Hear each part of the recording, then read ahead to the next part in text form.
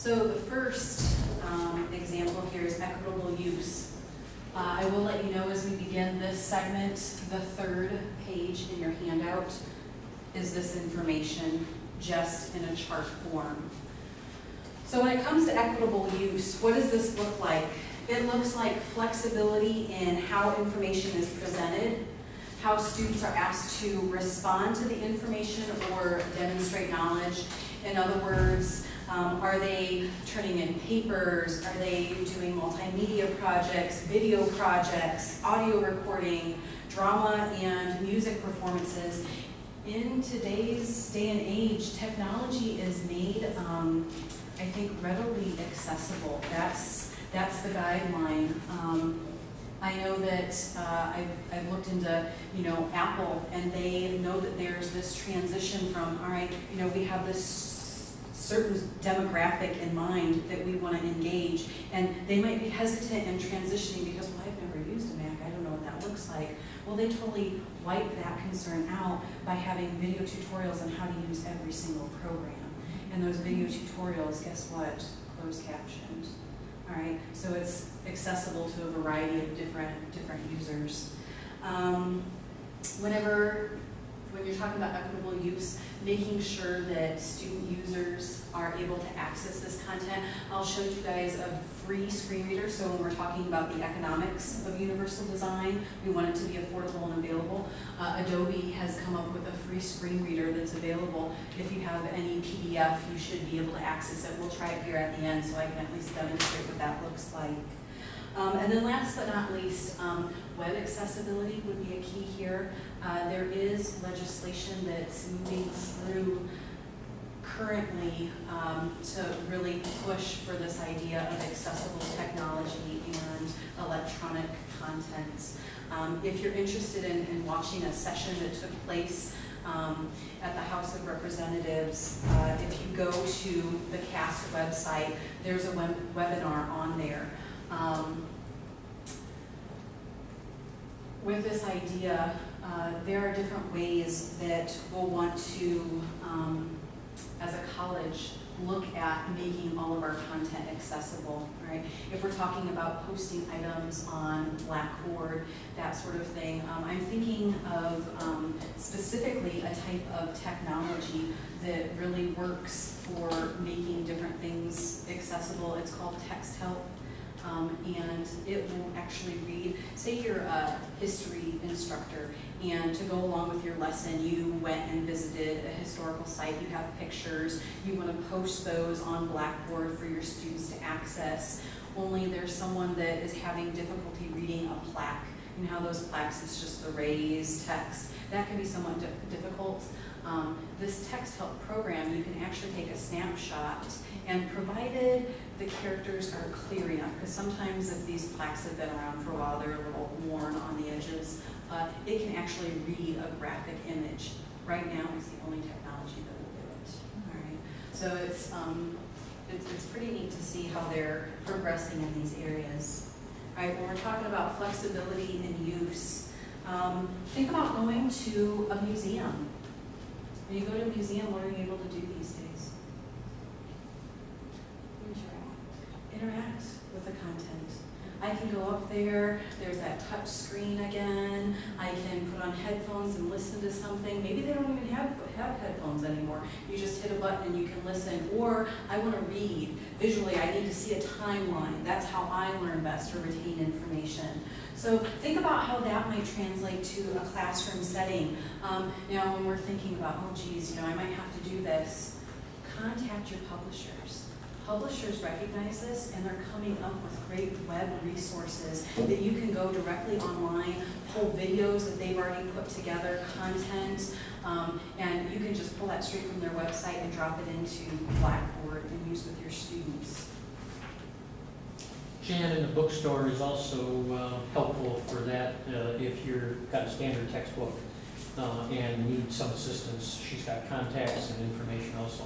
Yeah, she does. And we'll actually, I'm glad that you brought that up because we'll get into that a little bit further here in this presentation. When we're talking about simple and intuitive, think about, remember that image a few slides back that said design and there were pictures, the graphics, remember the chicken and the egg? okay? That's kind of the idea of simple and intuitive, right? When you go to the restroom, you know if you're going into the right one. Why? Because they either have a little dress or they're, boxy suit, okay? So the idea of including, I'm thinking like a science lab, you include a picture along with the text to put up there. Another idea, and I think that this will also help, especially when you're working with students that are on the autism spectrum, having a clear rubric, all right, to hand out so the expectations are very clearly defined for those students, all right? Sometimes when it comes to using the technology, finding a pattern, look what's already out there and how people are doing this. A lot of technology, they look at other technology that's already out there and start incorporating that. For instance, I had referenced Text Help a little bit ago. It's a screen reader, and they have used what they call the toolbar, the very top of like Word, where it says, center this, bold, italics, underline, that sort of area. They basically took what Word does, and that's the same format that they use for theirs. Why? Because that's what people are familiar with. There's going to be a low learning curve. When you look at any college website, there's something called the ribbon. That's that top part. Guess what? There's going to be similar tabs, the About tab, the Academics, Prospective Students, Admissions. The idea that if we keep it the same, consistent, or similar, that it's going to be very easy for multiple users to access. When we're talking about perceptible information shown in video in class, it can be something as simple as having it closed caption. YouTube has picked up on this idea of web accessibility. You might not even notice it, but if you pull up a YouTube video in the very bottom where the play function is, there'll be a little box that says CC. You can click on that and it'll pull up the closed captioning for you. So start looking for that if you haven't previously. Most videos are coming out with that. Or if they're not, there are websites that are posting transcripts of what's actually spoken so that you can pull that and use that as well. Dr. Law, as you mentioned, Jan down in the bookstore, perceptible information. Maybe students want digital formats for their textbooks. They now have something called Cafe Scribe. I don't know if any of you are familiar with that, but they're going to textbooks that are online, that if a student doesn't want to carry a big, bulky textbook, they just buy a tab, or it's like a little coupon that they take up to the top, and then they're introduced to a website where they can access their content. The one thing that I think we need to keep in mind is that it's going to be accessible with using some kind of a screen reader. You can always come down to our office. We'll be happy to help you figure it out. If we can't help out, I'm always, calling somebody in IDC saying, hey, I have this, issue, this is what's going on, can you help me out? And, we're all working together to make this, possible. When you're talking about tolerance for error, I believe that my math lab, my reading lab, those types of computer softwares demonstrate this in a great way. It lets students, it's basically software that provides guidance or feedback when a student makes an inappropriate response. So they answer it wrong on my math lab or my reading lab. It comes up as wrong. They have the ability to see an example done for them, and then they can go through and redo a different problem to get that answer. I believe in Blackboard, there's a quiz or a test function where you can select to allow students to have multiple attempts, and you can show them the answers and that sort of thing. If that's something that you would want to do, that would cover this area. Numbers 6 and 7, I think that these two tie in very closely together. When we're talking about low physical effort, think about the different products that we mentioned, the doorknobs, the scissors, the measuring spoons, and know that when it comes to low physical effort, maybe someone's struggling to write an assignment. Maybe low physical effort for them looks like sitting at a keyboard and typing, right? It could be as simple as that. When it comes to size and space for approach and use, DSS, we were able to visit Purdue last semester, and they have something there called the Institute for Accessible Science.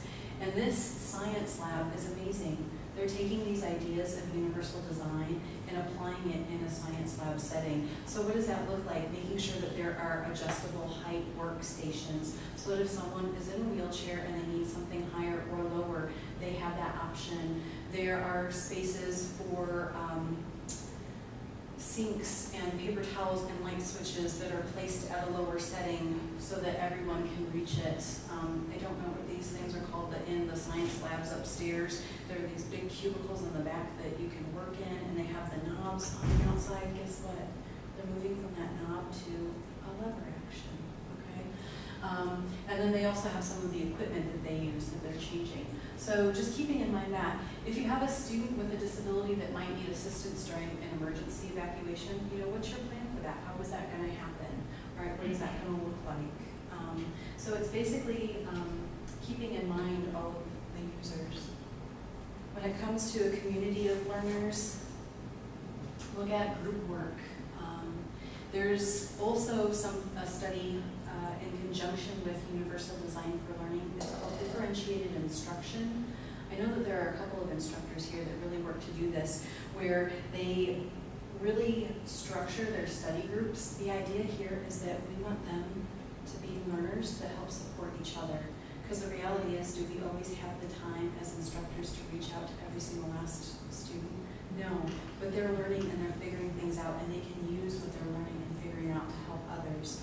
So maybe having some kind of a structured study group, discussion groups, email lists, Blackboard IM. I just talked to an instructor earlier this week that made the comment, yeah, I just figured out how to use Blackboard IM. I had it up on my computer. I was grading. A couple of students sent me a quick question over the homework. I was able to answer them, get back to them, and then continue on with my work.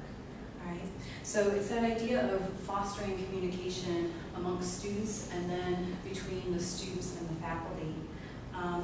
Another example might be to offer feedback. Say you have a large group project or a presentation that's due at the end of the semester. How can you offer them to turn in parts of it ahead of time so that they have that feedback? And then last but not least, how can you assess your own learning? I don't know if either of you are in the School of Liberal Arts, but I know that Dean Barry has sent out emails asking for instructors to assess their learning from students. And I'm not just talking about like that actual student evaluation at the end of the semester, but asking for something called, I think, like the muddiest point, from class that day. What was the thing that you didn't understand the best? How can I explain that in a different manner? And then last but not least, the instructional climate. The idea here is that, again, individual variability is the norm. It's no longer the exception. So how can you plan for those accommodations? How can you design different lessons to meet the broadest range of learners? And with the idea of universal design, it's the idea that access is already a part of the environment. It's not something that has to be retrofitted. Oftentimes the accommodations are sometimes retrofitted. That's got to be exhausting as an instructor, because each semester that means this new individual comes in, all right, we have to figure out how to adjust this again. That can be time consuming. But if we think about these things ahead of time, it might ease, the adjustments that need to be made each semester.